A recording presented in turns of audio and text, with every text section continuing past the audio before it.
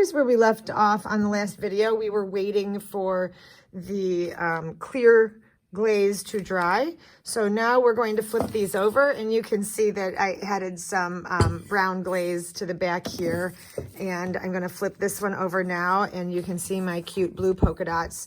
Now remember, even though I have these that we can set these on top of, I have a very limited amount of those.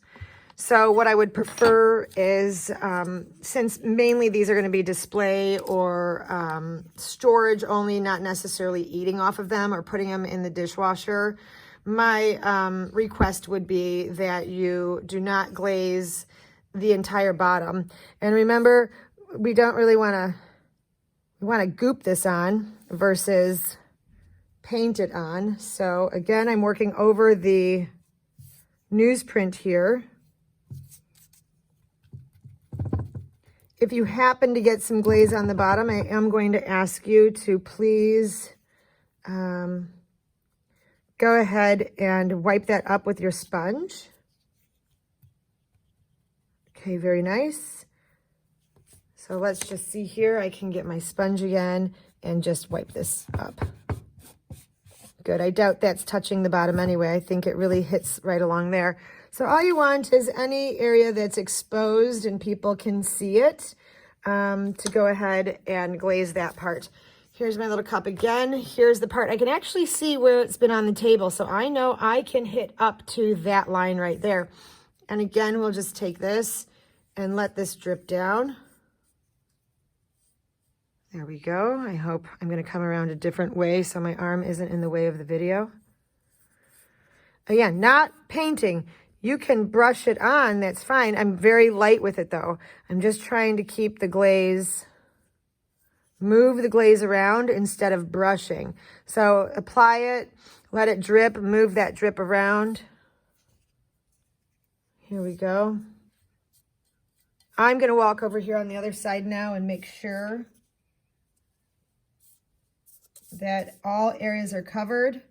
Once it's wet, please don't rub it too much, as you know, because look at, you can see right here that the blue is has gotten wet, and it's if I rubbed it, it would smudge it. So we don't want to do that. All right. I believe we are good on this one. Now this is going to dry. Once this dries, if students were at school, look at me playing around with it after I just told you all don't play around with yours. And what do? I go back and play. So if we were at school, I would have you go and set these in my kiln closet right now so that I can fire them for you. But since, you know, we're in COVID recess here of remote learning, what I'd like you to do is wait until these dry and then bring them back to school. I will once I fire them, I'm going to display them in our display case for a little while. I will post them on our social media accounts. So just watch for that. And then at some point when we do end up coming back, or you come to pick up your next projects, I will make sure to get your pottery back to you so you can have it at home. So again, that's your final glazing, and I can't wait to show you these when they come out of the kiln. All right. Email me with any questions. Heather.Adams-Cortin, COURTIN @ CUSD200.org.